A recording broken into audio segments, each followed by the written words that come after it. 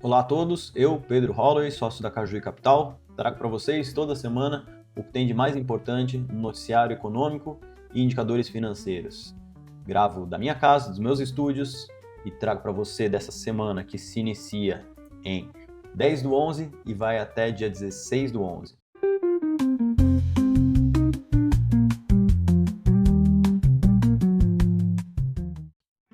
Bom, inicialmente, no nosso calendário econômico, a gente não tem muita coisa no radar.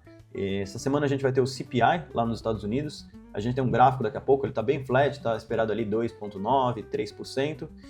E uma polêmica aqui que eu vou jogar. Aquele porta-aviões, o USS Gerald Ford, ele saiu do Oriente Médio e estava indo em direção ao Mar do Caribe para dar suporte a qualquer ação dos Estados Unidos na Venezuela. E seriam 10 dias até ele chegar lá, dado que ele anda ali a, acho que era 50, 55 km por hora, alguma coisa assim, ia demorar para chegar. E está previsto para essa semana chegar, ainda não saiu notícia nenhuma, mas os Estados Unidos já falaram que terão ações na Venezuela. Então pode ser que tenhamos notícias nesse front, tá? De recente, lá nos Estados Unidos, a gente tem o provável fim do shutdown, dado que o Trump anunciou algumas coisas e que os democratas parece que entraram em um acordo com os republicanos. Parece que é um acordo provisório, tá? Que permite que o governo volte a ter gastos até só janeiro e que até janeiro eles entrariam em um novo acordo, tá? Na China a gente tem produção industrial, vendas no varejo, e no Brasil não é diferente, a gente está com uma agenda bem fraca. Eu acho que o principal indicador aqui é a ata do Copom, presidido pelo Gabriel Galípolo, e o IPCA, que sai, se não me engano, na quarta-feira, deixa eu pegar minha agenda aqui, não, na terça-feira. Então, na terça-feira, sai o IPCA, a expectativa é de 0,16%. Além disso, a gente tem indicadores que não movimentam tanto as bolsas, que é a pesquisa mensal de serviços e a pesquisa mensal do comércio, ambas divulgadas pelo IBGE, e de recentes a gente teve a Selic que veio bem dentro do esperado, a manutenção em 15%, e o comunicado foi um tom bem hawkish, o pessoal hawkish que eu digo é bem duro, né? Então o pessoal achando que pode ser que o juros fique alto por mais tempo, a gente vai ver mais para frente, tá? No radar político estamos tendo a COP30, eventualmente vai sair uma frase ou outra de algum líder global, e a provável candidatura do Tarcísio de Freitas para o governo federal. Isso também é especulação, mas diz que os boatos estão cada vez mais fortes. Então da agenda eu acho que eu destacaria só o IPCA, e lá fora vai ter o PIB da zona do euro e o CPI. Tá? O CPI é o indicador de inflação lá nos Estados Unidos. Então, vindo aqui para a agenda internacional, a gente pode falar sempre na mesma ordem, né? Então a gente fala aqui das taxas de juros. A probabilidade maior é de um corte de 25 bips na reunião que ocorre no dia 10 de dezembro, e depois que acontece esse corte, ele deve ficar nesse patamar nas reuniões de janeiro, março, e quando ocorre o corte seria só em abril, que é um corte projetado, tá bom? Vamos ficar de olho nisso, porque ainda é cedo para falar, eu acho que tanto em fim de ciclo de corte, que acabou de começar, então é uma dosagem ali, né? Não vai ser tão profundo, porque a inflação está mais ou menos sob controle, e também eu acho que é muito cedo para falar em novo ciclo de cortes tão à frente assim, que seria abril e junho, tá? As curvas lá nos Estados Unidos não variaram tanto, mesmo se a gente pegar de um mês atrás para o último. E aqui a inflação, tá? Então é isso mesmo, é esperado para ser divulgado no dia 13 de novembro e fica em 3%.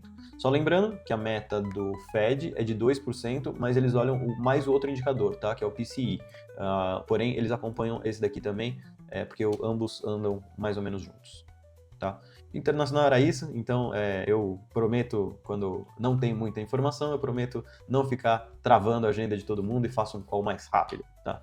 Para o Brasil a mesma coisa, eu acho que a curva ela caiu um pouquinho, tá melhor, dá para ver melhor aqui nessa taxa de juros das Bs, tá? Quanto que está o spread das Bs.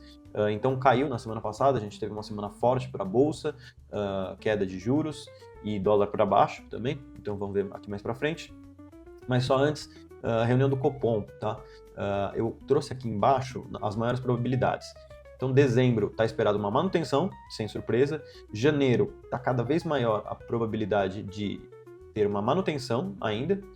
e março começaria a queda de juros. Eu trouxe aqui o gráfico de março e mais de 50% acredita que teremos o início do corte de juros, que não deve parar por aí, tá? Deve ter outros cortes nas reuniões subsequentes. Essa é a Focus mais sem graça que eu já vi em muito tempo. Então a gente tem aqui, ó, tudo igual à semana passada. A gente está sempre esperando uma novidade. Será que a inflação, IPCA, a expectativa de IPCA para esse ano ou para o ano que vem vai cair? E não foi o que aconteceu, tá? Então os economistas que preenchem os formulários aqui do Banco Central não devem ter atualizado. Ou na média, na mediana, acabou ficando a mesma coisa, tá bom? Mas mais sem graça da história.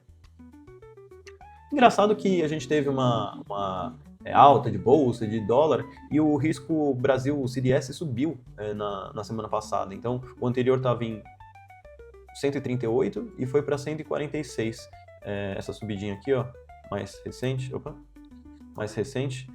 não está muito condizente com o movimento que teve o mercado, né? Mas, enfim, mercado é mercado. E aqui a gente está para ler o mercado e não ficar tentando adivinhar. Embora eu tenha tentado adivinhar o movimento da bolsa na semana passada e eu falei que se ele replicasse esse movimentozinho amarelo, iria subir até mais ou menos 154, 155, coisa que nem eu acreditava, tá? Então, se você quiser pegar no vídeo passado e ver o que eu falei, realmente eu falei por ali, mas não achava que ia ser só uma vez, né? Achei que ia dar uma realizada e depois subir de novo. Fato é que a gente está numa tendência de alta para a bolsa. Ele tinha realizado ali mais ou menos para o meio ali, até nesse gráfico um pouco mais curto, nas bandas, até um pouco para baixo, e agora meio que replicou o movimento, então está muito forte. Deve realizar, não hoje, porque por causa das notícias de fim do shutdown, eu acho que ainda podemos ter uma semana positiva, mas os indicadores técnicos já começam a saturar ali, né? Então começa a ficar muito puxado. E olha só que interessante, eu venho falando que o fluxo estrangeiro a gente tem que ficar de olho porque é ele que está dragando a bolsa, né? Então, quando entrava estrangeiro, a bolsa subia, quando saía estrangeiro, a bolsa caía. Realmente entrou um pouco em novembro, desculpa, aqui tá errado, tá? Em novembro, comparado com o que estava no começo do mês. No começo do mês estava pior, outubro foi um mês ruim, e agora, esse mês de novembro, ele continua negativo. Então está em menos 1,5 bi, e a bolsa subindo, né, fazendo alças recorde atrás de recorde. Então não é o estrangeiro que está puxando essa alta. É claro que marginalmente sim, tá, o estrangeiro está entrando, mas se a gente for pegar o saldo de 2025, não é tanto assim.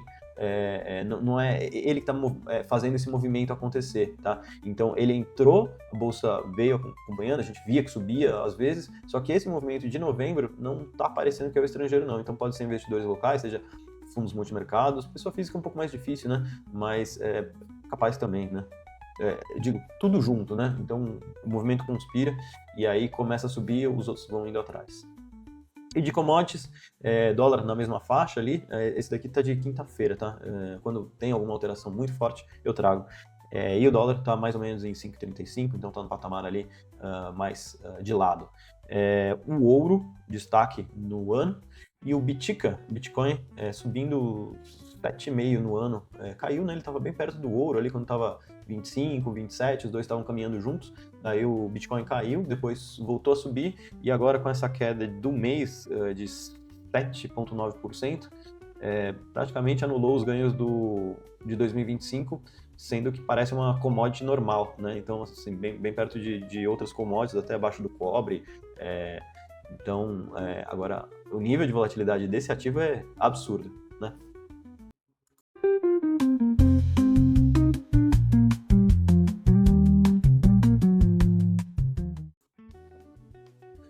Bom, falando um pouco aqui das nossas oportunidades, estou com um FDIC no forno. Investidores institucionais podem entrar em contato comigo e que vamos colocar de pé esse FDIC aí. Taxa boa, tá bom? Alguns que eu já conheço, vocês vão entrar direto em contato e a gente se fala. Abraço! Cajuí Capital, fortalecendo negócios que movem o Brasil.